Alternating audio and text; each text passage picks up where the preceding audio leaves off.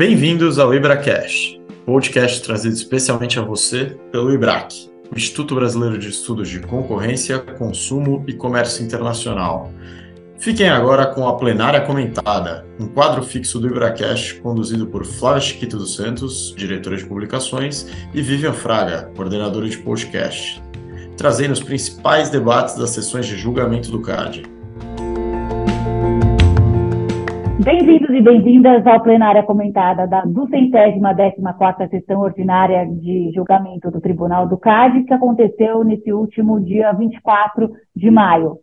Na ausência da minha colega Flávia Chiquito, eu trago Márcio Bueno, presidente do IBRAC no biênio 2018 e 2019, sócio do escritório Caminati Bueno Advogados, que vai trazer aqui alguns comentários bastante interessantes sobre os casos julgados na sessão.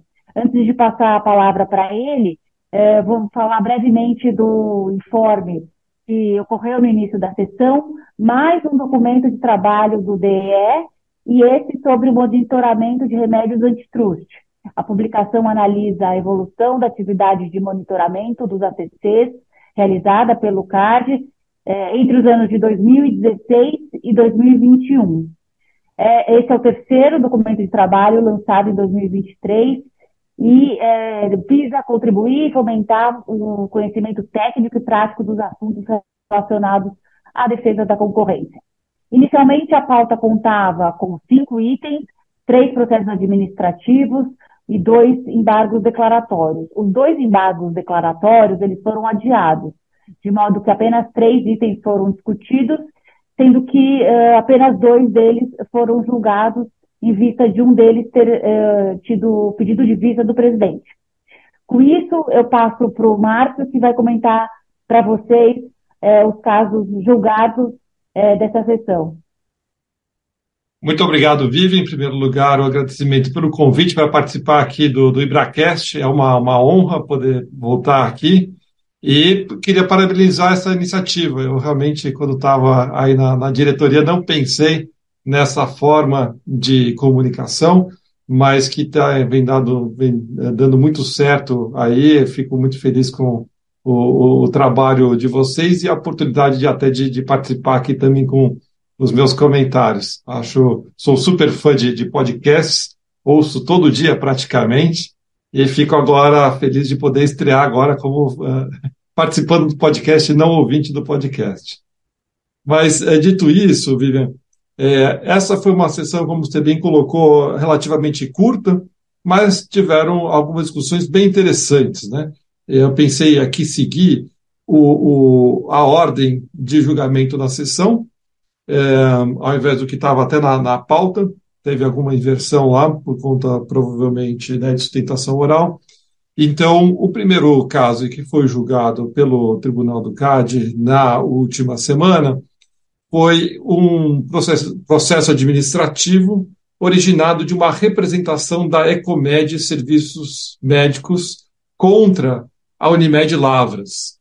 A discussão ali se dava por conta a reclamação da Unimed se dava por conta de um descredenciamento da Unimed Lavras com relação a alguns exames que o laboratório Ecomed realizava, inclusive dentro do plano de saúde ofertado pela Unimed. Mas a narrativa é que, em determinado momento, a Unimed adquiriu ou montou um próprio laboratório de exames clínicos e, a partir disso, adotou o descredenciamento de alguns outros laboratórios concorrentes, inclusive da Ecomed, o que levou à formulação da representação perante o CAD. Na Superintendência Geral foi aberto o processo administrativo, porém, ao final da instrução, a SG entendeu por bem recomendar o arquivamento do processo por não ter configurado a infração, especialmente por conta de efeitos. Foi feita uma análise de efeitos e não se verificou a existência de efeitos deletérios à concorrência, a despeito de ter configurado uma posição dominante, um poder de mercado por Unimed que representa cerca de 50% do mercado de plano de saúde no município de Lavras. Então, foi configurada a posição dominante, mas a análise de dano verificou que não haveria tal dano por conta de alguns fatores-chave aqui, e eu vou bem resumidamente comentar sobre eles. O primeiro deles é que esse descredenciamento teria sido apenas parcial, ou seja, teria afetado apenas 3 dos múltiplos exames que esses laboratórios prestavam para segurados da Unimed. Então, em relação a todos os outros, os laboratórios continuaram podendo atuar. Também foi feita uma análise econômica com relação ao faturamento o histórico de faturamento desses laboratórios antes e depois do descredenciamento, e foi verificado que houve uma queda não muito substancial, e também não ficou claro que essa queda teria sido efetivamente diretamente afetada por conta do descredenciamento. Mas o fato principal que levou à opinião da superintendência com relação ao arquivamento e à existência de danos é que também não teria havido nenhuma saída, nenhum laboratório efetivamente deixou de participar do mercado depois do descredenciamento. Então, haveria a prática do descredenciamento, haveria o poder de mercado, mas não teria havido dano. E o conselheiro Vitor Oliveira Fernandes, o relator desse processo, seguiu bastante na mesma linha. Ele fez uma reconstituição da jurisprudência do CAD com relação à recusa de contratar e reafirmou, como de fato realmente acontece, a tendência do CAD de não obrigar ninguém a negociar com ninguém, ou seja, não tem uma obrigação geral de você prestar ou fornecer os seus serviços ou o credenciamento ou qualquer tipo de relação comercial. E a intervenção só se daria, a intervenção do CAD apenas se daria quando estivesse muito bem configurado um potencial ou um efetivo dano à concorrência, e que, nesse caso, como eu mencionei, não teria havido. Então, com isso, ele votou pelo arquivamento e todos os demais conselheiros seguiram, acompanharam esse voto condutor dele, e aí tivemos a decisão de arquivamento por unanimidade. Então, foi isso. Acho que fica claro, né, tentando extrair uma lição aqui mais geral, que o CAD realmente leva em consideração sempre muito as circunstâncias do caso concreto, até porque existem casos semelhantes em que o CAD acabou por condenar a própria Unimed, não necessariamente de Lavras, mas em outras localidades, onde havia posição dominante e também foi configurado o dano à concorrência decorrente do descredenciamento. Então, basicamente, depende do efeito que a conduta tem no mercado, que é o que a regra da razão propõe, e até a regra de efeitos que está na lei do CAD também propõe. Então, acho que, em resumo, é isso. É isso aí, Márcio. Obrigada. Vamos falar agora dos casos 1 e 2 da pauta, em que o presidente Cordeiro estava impedido, o conselheiro Ravaiani assumiu a presidência da sessão interinamente, inclusive aceitando o convite de sentar na cadeira presidencial, muito gentilmente cedido pelo presidente. Muito bom. Obrigado, Jean. Em relação a esses dois casos, são dois também processos administrativos, mas aqui a conduta unilateral, aqui a conduta seria coordenada de colusão entre, principalmente, postos de combustíveis. O primeiro deles, que foi julgado, dizia respeito a postos localizados em municípios do estado de Santa Catarina, e o segundo, que eu vou mencionar ao final, com relação ao estado do Paraná. Mas aqui, começando por esse, que é de Santa Catarina, aqui o conselheiro relator foi o conselheiro Luiz Henrique Braido. Ele trouxe, então, para julgamento esse processo, deu o seu voto e, ao final, tivemos um pedido de vista do conselheiro Gustavo Augusto Lima. Mas qual que é a grande questão? Né, e os detalhes desse caso que nos parecem bastante interessantes. Em primeiro lugar,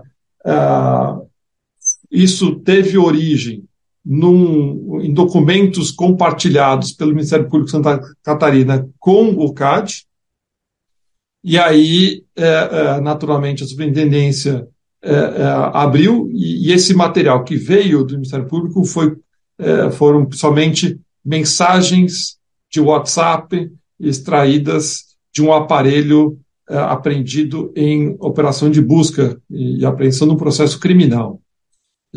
Então, a partir disso, foram analisados conversas entre concorrentes, entre, né, donos de postos, mas também haviam, né, no parecer da superintendência, inclusive, houve uma caracterização como se fosse um hub and spoke, porque haveria uma ligação de parentesco entre um dos participantes das conversas, que é filho do dono, ou de um dos sócios, melhor dizendo, filho do dono de filho de um dos sócios da Maxul, que é uma distribuidora de combustíveis na região. Então, haveria não apenas troca de conversas e troca de informações entre os postos, mas também uma alegação de que, através desse dono de posto, que é filho de um dos sócios da distribuidora que atuava na região, haveria uma coordenação também vertical, vamos chamar assim. No voto do conselheiro Brado, ele foi muito, muito sucinto, e não disponibilizou ainda o voto escrito, por isso que aqui talvez falte um pouco de detalhes, mas tentando extrair do que a gente conseguiu ouvir durante a sessão, o conselheiro Brado, ele vai um pouco de uma linha, um pouco diferente da superintendência, porque ele desconstitui a alegação de que haveria um hub and spoke. Ele fala, puxa, essa relação de parentesco não é suficiente para atrair a Maxul para essa conduta, e, portanto, vou fazer uma análise aqui apenas horizontal, apenas da relação entre os postos em si. E ele traz também uma outra questão importante, que é o processo foi aberto para investigar esse suposto cartel, ou cartéis, e é isso que ele coloca, em vários municípios, em 5 municípios do estado de Santa Catarina, que seriam Chapecó, Concórdia, São Lourenço, Lages e Caçador. E uma primeira questão que ele coloca é, puxa, mas será que é um cartel só, ou são 5 cartéis diferentes, cada um deles correspondendo ao mercado relevante de cada cidade, né? Então, e na visão dele, ele faz essa diferenciação. Então, na visão dele, são cartéis separados, e, portanto, ele analisa quase que independentemente, individualmente, o que aconteceu em cada município. Mas ele faz uma distinção mais acentuada entre o que teria acontecido em Chapecó e versus as demais cidades, né? Em relação a Chapecó, ele diz que os diálogos seriam bastante explícitos para constituir um cartel clássico. Enquanto que nas outras cidades pareceria um cartel difuso. E isso é usado por ele para modular a dosimetria da multa. Então, com relação a Chapecó, ele né, dizendo que realmente está muito evidenciado que havia um cartel estruturado, uma troca de informações somente entre 2 dos concorrentes, mas esses 2, que eram líderes do cartel, também conversavam com os demais participantes do mercado, ele adotou multas de 15% sobre o faturamento naquela localidade, faturamento ou venda de combustíveis por parte dos postos naquela cidade. Enquanto que nas demais cidades, também, apesar de ser difuso, também ele entendeu que haveria prova suficiente para caracterizar a infração, mas aplicou uma multa no patamar de 10%, uma multa menor por ser difuso e não hardcore, vamos chamar assim. E ele ressaltou também bastante a questão, puxa, eu estou aqui utilizando como base de cálculo o faturamento de cada cidade, e não mais amplamente, como a lei poderia permitir, por duas questões, principalmente. Primeiro, ele diz, esse é um mercado em que a margem de lucro é muito pequena. São margens bastante apertadas e, portanto, a gente não teria uma justificativa para ampliar para além do mercado afetado a base de cálculo. Além disso, ele menciona a duração dos cartéis teriam sido todas inferior a 1 ano, segundo o que tem de evidências nos autos. Então, não haveria também essa justificativa de duração maior que 1 ano para extrapolar o faturamento do mercado diretamente afetado para além disso. Então, ele faz essa diferenciação com relação a Maxsup, que é a distribuidora, ele arquiva, mas com relação aos demais representados, que são postos e representantes desses postos, ele aplica esse patamar de multa que já mencionei. E após concluir o voto dele, foi passada a palavra aos demais conselheiros, e aí, prontamente, o conselheiro Gustavo Augusto Lima pediu vista do caso, alegando que ele quer investigar melhor essa questão de hub and spoke ou não hub and spoke, né? Segundo a superintendência, seria hub and spoke, segundo o conselheiro relator Braido, não seria. Ele disse, quero entender um pouco melhor aqui para dar meu voto, e aí o julgamento já foi suspenso para retomar numa próxima sessão. E aí, o último caso que nós temos, como já mencionei, também é um caso de postos, também é da região sul, mas aqui é do Paraná, envolvendo um único município chamado Dois Vizinhos. E aqui se trata da continuação do julgamento, porque numa sessão anterior, o conselheiro relator, o Sérgio Ravaiani, já havia iniciado, já havia dado o voto dele, que havia sido na direção do arquivamento. Naquela oportunidade, o conselheiro Luiz Augusto Hoffmann pediu vistas e trouxe agora na sessão da semana passada o seu voto visto. Assim, quebrando completamente o suspense, já vou mencionar que ele acompanhou o relator pelo arquivamento, mas ele fez um voto bastante longo, realmente bastante longo, apesar de chegar à mesma conclusão, porque ele discordou com relação à fundamentação, especialmente com relação a paradigma que foi usado no voto do conselho relator, que teria sido, né, o caso da Denso, na verdade, o caso que foi julgado até recentemente, onde teve uma discussão sobre prova indireta, o valor da prova indireta, se é suficiente ou não, o quanto que é suficiente para justificar uma condenação. Naquele caso, como vocês bem sabem, o Tribunal do CAD acabou concluído pelo arquivamento, mas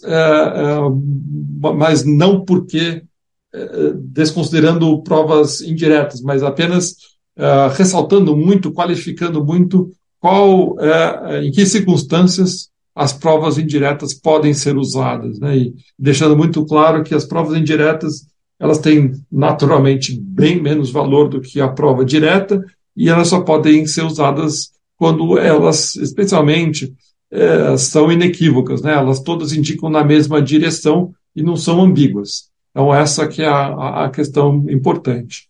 O conselheiro Hoffmann, que agora começando a falar do voto dele, ele menciona, puxa, então eu pedi vista porque, em primeiro lugar, curiosamente, um dos representados aqui, o Augustinho Stang, ele também é investigado em não menos do que 5 outros processos em trâmite no CAD, inclusive o outro que acabei de relatar para vocês. Ele também era um dos investigados naquele. Então, tem essa questão que o conselheiro Hoffmann investigou para verificar se existiria algo nessas outras investigações que pudesse ser aproveitada nesse processo, e também a questão da tipificação do que seria essa conduta aqui, porque é uma conduta, e aí, né, vai ficar mais claro agora, que não seria também um cartel clássico. aqui seria uma conduta de convite à cartelização.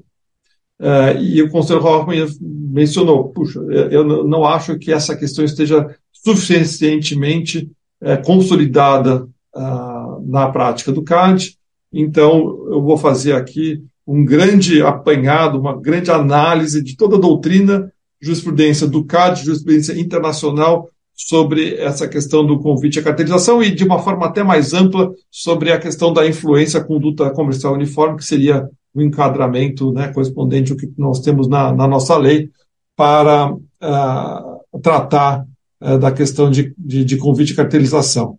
E ele fez isso, fez de uma forma brilhante, como ele sempre faz, e aí, quando passa para análise ou aplicação ao caso concreto, o que ele menciona é que a conversa que é utilizada como suposta ou alegada prova para a cartelização é uma conversa que, na visão dele, seria, quando muito, um convite à cartelização. Mas, mesmo assim, aparentemente é uma conversa entre dois concorrentes, onde um fala, puxa, e aí, enfim, eu estou dizendo muito do que eu ouvi aqui na sessão, porque no voto escrito, todos os diálogos que foram extraídos do WhatsApp, eles estão tarjados por questão de confidencialidade, né, como estão sendo usados lá no processo criminal por conta de busca e apreensão, então a gente não tem acesso. Mas fica muito claro que seria basicamente um concorrente mencionando para o outro que o preço estava muito baixo e esse outro concorrente, que é o Stang, ele responde dizendo, vou verificar. Então, um concorrente, o Pandolfi, ele faz a reclamação de que os preços estavam muito baixos e o outro diz que vou verificar. E aí toda a discussão que existe é sobre, será que esse diálogo ele constituiria efetivamente um convite à cartelização ou meramente uma reclamação uma reclamação indevida até, né, porque um concorrente não deveria fazer esse tipo de reclamação com o outro, mas talvez não fosse suficiente para cartelizar um cartel ou sequer um convite à cartelização, e foi essa a linha que o conselheiro Hoffmann adotou. Então, ele também votou pelo arquivamento, mas ele ele falou, eu não concordo em utilizar o caso da Denso como referência, porque aquele caso é um caso de prova indireta. Aqui não se trata de prova indireta, a gente tem o diálogo, a prova direta da comunicação entre os concorrentes, o que a gente não tem é um acordo. E o cartel clássico, obviamente, envolve um acordo. Aqui não dá para ler esse diálogo e chegar à conclusão que houve acordo. No máximo, teria havido um convite à cartelização, mas, na minha opinião, né, o conselheiro Hoffmann dizendo, não seria sequer isso. Então, ele vota aí pelo arquivamento, e aí os demais conselheiros são instados a votar. A conselheira Lenisa, ela também concorda com relação ao presidente, ela faz essa distinção em relação ao presidente da Denso, que não seria o mais aplicável para cá. O conselheiro Braga também vai na mesma linha e diz, não é uma conversa boa, mas será que é suficiente para gerar uma condenação? Ele entende que não, vota pelo arquivamento também. O conselheiro Gustavo Augusto, ele faz bastante considerações, né, ele pede a palavra e discorre bastante, elogiando o voto do conselheiro Hoffmann, assim como também do conselheiro Havaiani como relator, mas ele faz uma ponderação que não necessariamente era o foco do voto do conselheiro Hoffmann, uma diferenciação entre tentativa e convite a cartel. E ele diz, na minha opinião, e aqui eu estou respaldado também com alguns precedentes judiciais, cartel não é um crime, né, não é uma infração que admite a hipótese de tentativa. Ou você tem o acordo, ou você não tem o acordo. O que pode ter é o convite a cartel, mas o convite a cartel, como o próprio conselheiro Hoffmann teria seguido, ele se encaixa não sob o guarda-chuva de cartel, mas sobre o guarda-chuva de influência à conduta comercial uniforme. Achei essa observação bastante interessante no conselheiro Gustavo Augusto. E na sequência, o conselheiro Vitor Fernandes, ele comenta também, elogia bastante o voto do conselheiro Hoffmann, e ele faz uma observação bastante interessante. Ele falou, esse é um caso em que o direito brasileiro está muito melhor equipado para lidar do que o direito norte-americano, que é o mais, né, tradicional, menciona alguns precedentes, né, que o próprio conselheiro Hoffmann tinha citado no seu voto, para mostrar que lá, né, realmente, quando a gente olha para os acts lá nos Estados Unidos, eles são tipos muito mais abertos do que os nossos portanto, e falam, né, muito em acordo, enquanto que aqui não se trata de acordo, mas a gente tem a influência, a conduta comercial uniforme. Então, fica mais simples de se tratar juridicamente. E aí, por fim, ele faz uma menção a uma recente inovação na legislação da Grécia, que expressamente proibiu o convite a cartel também, como um tipo penal ou um tipo de infração concorrencial. Enfim, com isso terminou o julgamento desse processo com o arquivamento por unanimidade. É isso, Vivian, é isso que são os 3 casos que foram julgados na sessão semana passada. Legal, Márcio, obrigada. Inclusive, eu estou sendo informada aqui e vou pedir para ela fazer uma parte. A Malu Paiva Alves, que nos assessorou na preparação desse roteiro dessa plenária, participante ativa do IA, também do IBRAC Júnior e também membro da Nova ANDI, né, Associação Norte e Nordeste de Direito Econômico. E ela tem algumas considerações interessantes que ela quer trazer brevemente, e só para fazer também uma observação em relação à exata frase que o concorrente falou quando quem teria feito o convite falou: tua gasolina na Bela Vista está muito baixa, amigo. E esse Agostinho Stang teria falado: vejo. Então, esse diálogo, só porque você falou outra coisa, então aqui a gente só um fact-check.